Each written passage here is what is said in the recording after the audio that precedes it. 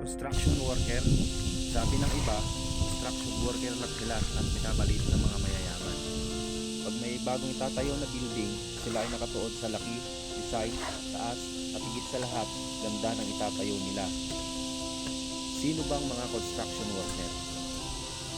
Sila lang naman po yung nakatapos ng elementarya at high school na may mababang uri ng pamumuhay kung ituring ng ilan.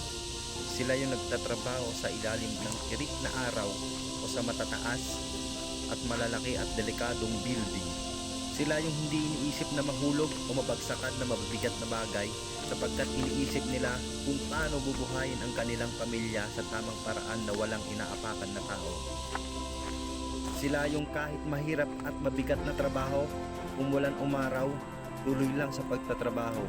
Pero maliit ang sweldo, tinitiis nila para sa pamilya. Ganito nila kamahal ang pamilya nila.